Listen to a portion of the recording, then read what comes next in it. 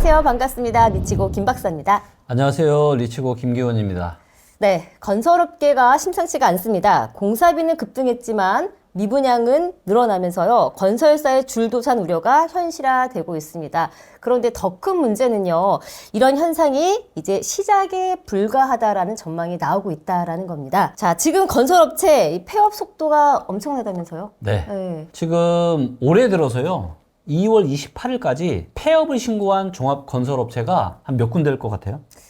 뭐 지금 딱 감이 두 안 달. 돼요. 두 달. 두 달 사이에 두 달 사이에. 몇십 군데 되나요? 그렇죠? 네. 몇십 개도 사실 작은 건 아니잖아요. 네. 자, 놀라지 마세요. 무려 100곳이 높습니다. 정확하게 109곳이 지금 폐업을 신고했습니다. 두 달 사이에. 두 달 사이에. 그러니까 하루에 1.8개, 하루에 거의 2개꼴로 지금 종합건설사가 문을 닫은 겁니다. 와, 이거 심각하네요. 굉장히 심각하죠. 자, 그래서 이게 이제 얼마나 심각한 정도 수준이냐면, 일단은 24년에는요, 같은 기간에 79곳이 문을 닫았습니다. 그러니까 24년에 문 닫은 지금 건설사의 속도보다 25년에 건설사가 문 닫는 속도가 뭐 한 30, 40% 이상 더 높은 거예요, 지금. 네. 네. 그리고 이 정도의 수치는요, 금리 위기 터지고 나서, 원래 이제 위기 터지고 나서 한 3년 뒤가 위험하거든요. 그러니까 2011년 112곳 이후에 지금 최고치를 기록했습니다. 그만큼 지금 상황이 굉장히 지금 심각한 거고, 요게 이제 지난해 종합건설 업체 폐업 신고가 총 641건인데요. 이거는 조사가 시작된 2005년 이후 최대치입니다. 예. 근데 올해는 뭐예요? 지금 더 빠르다라는 겁니다. 아니, 왜 이렇게까지 상황이 안 좋아진 거죠? 여러분, 청약에서 당첨은 곧 부동산 성공의 시작입니다. 저는 5,000명을 컨설팅했고 3조 원 이상의 부동산을 당첨시킨 청약의 판도를 바꾼 청약의 대가 월룡입니다.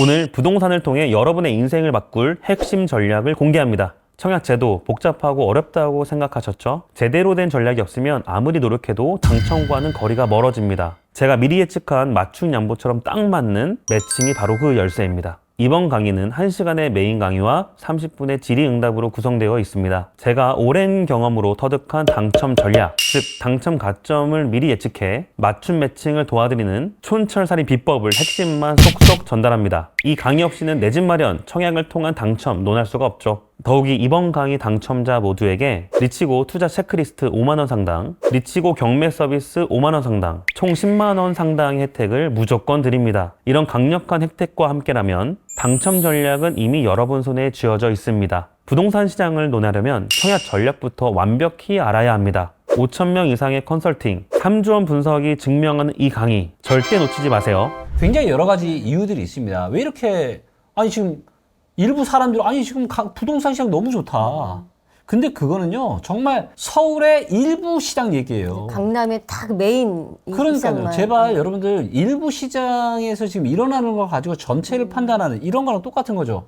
김기현 성격 너무 좋아. 그런데 김기현이 너무 잘 될 거래. 성격만 가지고. 그렇지 않잖아요. 그러니까 여러 가지가 필요한 건데, 그래서 지금 이제 정확한 팩트를 좀 보시면 지금 부동산 시장이 정말로 어려운 게 맞습니다. 자, 첫 번째가 부동산 PF발 위기에서 3고, 고환율, 고물가, 고금리가 지금 지속이 되고 있다는 거. 그 다음에 대내외적인 불확실성의 증가 때문에 이거는 뭐예요?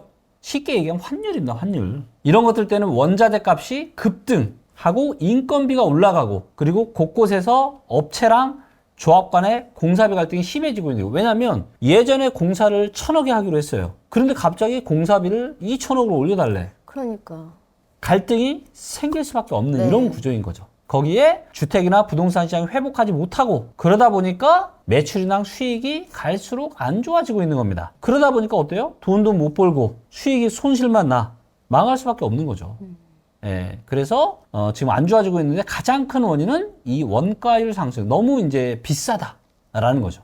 사실 건설업계 입장에서도 이제 수익 타산이 맞아야 되니까 원자재 값이 상승하니까 공사비를 올리는 건데, 네. 또 내는 사람 입장에서는 갑자기 2배, 3배 내라고 하니까 쉽지 않잖아요. 쉽지 않죠. 근데 얼마나 대체 원자재 값이 오른 거예요? 네. 이게 이제 원자재 관련한 또 데이터가 있는데요. 네. 건설 공사비 지수라고 하는 게 있습니다. 2016년부터 데이터가 있는데, 보시는 것처럼 꾸준하게 올라오다가 21년, 22년에 속도가 어때요?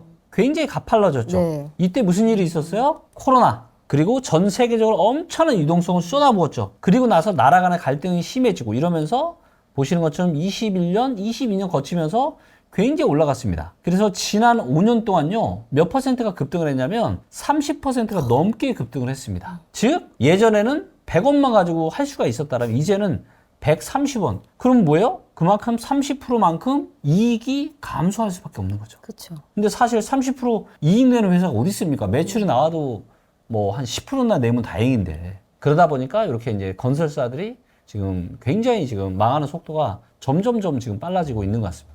아무래도 공사비가 오른 만큼 이제 건설사 입장에서는 수익성이 안 맞다 보니까 네. 이렇게 뭐 폐업을 한다든가 네. 이렇게 하는 이제 최악의 경우가 나타날 수밖에 없는 것 같긴 해요. 네. 그래서 이런 거에서부터 대형 건설사도 지금 벗어날 수가 없어요. 그래서 현대건설도요. 그리고 건설사는 일단은 적자가 조금 나더라도 수주를 해서 이걸 돌려야 되잖아요. 네, 그쵸. 공장을 그쵸. 일자리를 이거 돌려야 되잖아요. 사람들을 놀릴 수는 없으니까. 그러다 보니까 현대건설 같은 경우도 24년에 1조가 넘는 영업 손실을 냈고요. 이게 얼마나 심각한 수준이냐면요. 무려 2000년 이후로 23년 만에 첫 영업 적자입니다. 그러니까 정말로 지금 여러분들 상황이 심각한 거예요. 그러니까 일부 지금 강남에 최근에는 토지거래 허가 해제한 거, 이것 때문에 부동산 급등한 것 때문에 막 얘기하시는 건요. 이거는 완전 지금 시장 판단을 제대로 못하고 있는 겁니다. 절대 거기에 가스라이팅 되지 마시고요. 정말 지금 상황이 정말 무시무시할 정도로 심각하다. 이렇게 좀 보시면 될 것 같아요. 근데 대형 건설사가 이렇게 이제 적자가 될 정도면 네. 정말 더 규모가 작은 건설사는 더 크게 피해를 입었을 그럼요. 것 같긴 한데 네. 뭐 계속해서 조금 건설사의 폐업 위기 소식이 들리고 있긴 한데 네. 지금 시장이 굉장히 안 좋잖아요. 그렇죠. 대표님 보시기에는 진짜 위기는 언제다라고 보세요? 네. 요즘 지금 언론에서 많이 나오고 있는 게 지금 4월 위기설이 굉장히 많이 나오고 있잖아요. 4월은 머지 않았어요. 4월 다음 달이잖아요. 네. 네. 자, 그런데 뭐 4월에 위기가 올 수도 있겠죠. 그런데 저는 4월이 아니라 진짜 위험한 시기는 올해 가을 연말이라고 봅니다. 그래서 올해 8, 9월 달부터 연말 어느 즈음이 정말로 저는 위험한 시기가 올 거다라고 좀 보고 있고요. 네. 그로 인해서 건설사들의 어려움은 아마 한 내년 초중반이, 왜냐면 이제 실제로 어려운 일이 터지고 나서 또 이제 뭔가 회복을 하는 단계로. 예, 아니 진짜 또 현실에서 어려워지는 시기는 좀 몇 개월 더 갈 수 있거든요. 그래서 정말 어려운 시기는 저는 25년 가을 연말부터 26년 1, 2분기 정도까지 진행이 될 거라고 판단하고 있습니다. 내년 초까지 해서. 네. 그래서 그때가 지금보다 진짜 위기설은 저는 그때가 맞다. 25년 가을, 연말, 26년 초가 진짜 위험한 시기라고 보고 있으니까 정말로 진짜 허리띠 바짝 졸라 매셔야 되고요. 제가 알기로도 뭐 일부 건설사들은 지금 엄청난 지금 구조조정을 지금 대형 건설사임에도 불구하고 네. 지금 진행하고 있는 걸로 알고 있습니다. 분양, 미분양과도 연관을 좀 해봐야 될 것 같아요. 맞습니다. 그렇죠? 향후에 지금 계속해서 이제 건설사의 폐업 위기, 그다음에 미분양이 많아진다 이런 얘기가 계속해서 나오고 있거든요. 네. 미분양 분량을 좀 봐야 될 것 네, 같아요. 미분양이 보시면 이제 갈수록 지금 증가를 하고 있고요. 요 파란색이 이제 미분양 주택 숫자고 빨간색이 준공후 미분양 주택입니다. 악성 미분양. 예, 네네. 준공후라는 거는 이미 아파트를 다 지었어. 그런데 얘가 분양이 안 된 거예요. 자, 우리가 물건을 만드는 데 있어서 원자재, 인건비 다, 그 다음에 광고 홍보비 다 나갔을 이것까지 거예요. 다 해서 와. 아파트를 만들었는데 이게 안 팔린 거야. 그럼 어떻게 되는 거예요? 돈이 회수가 안 되는 거잖아요. 그렇죠. 자, 그런데 이제 보시면 미분양, 전체 미분양 숫자는 그렇게 많이 안 늘었는데 23년부터 많이 늘었고요. 자, 어때요? 준공 미분양은 어때요? 갈수록 증가하고 있죠. 자, 준공 미분양이 갈수록 증가해요. 그 얘기는 무슨 얘기예요? 물건 파느라 지금 돈 다 썼는데 돈이 회수가 안 되는 거예요. 그러니까 건설사들이 어때요? 망할 수밖에 없는 거죠. 그래서 망하는 건설사들이 지금 굉장히 지금 많이 나오고 있는 겁니다. 지방 같은 경우는 엄청 심각하다면서요. 굉장히 네. 심각하죠. 그리고 요게 이제 10대 건설사의 공사 미수금만 지금 얼마냐면요. 24년 9월달 기준으로 요것만 20조. 엄청나게 큰 돈입니다. 자, 그러다 보니까 이제 지금 지방이 사실 굉장히 어렵거든요. 그래서 지금 어떻게까지 하고 있냐. 분양 아파트를 보증금 9,900, 1억도 안 되는 돈에 월세 10만 원을 지금 임대료까지 막 내놓고 있습니다. 네. 그나마 그렇게라도 하는 게 손해를 안 본다라고 생각하니까 이렇게 이제 자, 하는 거죠. 이렇게라도 해서 돈을 어쨌든 좀 돈이 회수하겠다. 들어와서, 그러니까 이런 거잖아요. 우리가 흑자도산도 하잖아요. 네. 근데 흑자도산이 안 되게 하려면 뭐 해야 돼요? 돈이 굴러야 되는 거 사람도 피가 안 통하면 죽듯이 네. 회사도 개인도 돈이 돌지 않으면 죽는 거예요. 야. 그렇기 때문에 눈물을 흘리면서 생존을 하려고 이렇게 지금 하고 있는 겁니다. 그래서 저가의 임대 전환을 지금 하고 있는 거죠. 이게 뭐 지방만의 문제는 아닌 것 같고 지금 수도권으로까지 미분양 문제가 계속해서 나오고 있긴 하거든요. 네. 근데 이제 미분양이 계속해서 늘어나다 보니까 건설사 입장에서도 이제 신규 분양 자체를 미루고 있단 말이에요. 그렇죠. 이런 것도 좀 문제가 될 것 같아요. 네, 맞습니다. 그러다 보니까 올해 2월 달에 분양이 예정된 아파트 중에서 실제 분양한 실적은요, 10채 중에 4채. 그러니까 한 40%밖에 안 되고 60%는 못한 거예요, 이게. 네, 그래서, 야, 이거 분양했다가 이것도, 큰일 나겠다 싶은 미분양 거죠. 되는 거 아니야? 네. 이런 이제 두려움이 지금 엄청나게 있는 겁니다. 그래서 지금 뭐 강남의 일부 지역만 굉장히 뜨겁고 이러다 보니까 하지만 이 이외의 지역들은 굉장히 지금 얼어붙어 있고 상황이 진짜 안 좋아요. 네. 그러다 보니까 뭐예요? 지금 건설사들도 뭔가 용기 있게 이걸 지금 못 하고 있는 거예요. 근데 또 한편으로는 아까도 여기 보시면 월세 10만 원이잖아. 보증금 1억도 안 되는 돈에. 어떻게 보면 실수요자 입장에서는 일부 지역은 너무 좋은 그 기회가 오고 그럴 있는 수 거예요. 있겠네요. 네, 너무 좋은 기회가 오고 있는 거고 제가 또 누누이 말씀드리지만 여러분 한번 지켜보십시오. 빠르면 올해 연말 내년부터요. 일부 지방에서부터 상당히 정말 엄청난 좋은 기회가 올 거예요. 네, 특히나 이제 실수요자분들도 너무 좋고 또 이렇게 임대하시는 분들도 너무 좋고. 그럼 대표님이 보시기에 네. 이 건설사가 이제 줄폐업하고 있으니까 이게 좀 안 좋은 상황인 건 맞고 네. 미분양이 늘어나 보니까 이것도 시장의 침체라고 볼 수 있긴 한데 네. 향후에 좀 이렇게 흘러갔을 때 파장이 네. 어떻게 흘러갈 거라고 보시나요? 자, 이렇다 보니까 자, 지금 지방 이거 굉장히 양극화거든요. 네. 서울 전체는 아니고 강남만 뜨겁고 나머지 지역은 별로 좋지 않고 지방을 완전 지금 최악이란 말이에요. 자, 그러다 보니까 지방에 공급을 하겠어요, 못 하겠어요? 못 하죠. 그렇죠. 못합니다. 자, 그러다 보니까 데이터를 보면요. 정말로 공급이 진짜 부족한 데가 어디냐? 지방입니다. 근데 가격이 너무 떨어져 있어요. 그래서 지방시장은 가격도 상당히 많이 지금 내려가 있고, 물론 올해 하반기에 저는 좀 더 떨어질 거라고 봅니다. 올해 하반기 내년 한 초까지도. 근데 가격이 더 떨어져서 어떻게 보면 원가 이하로까지 지금 가격이 떨어지고, 공급은 굉장히 절벽 상태이기 때문에 오히려 이게 좋을 수 있다.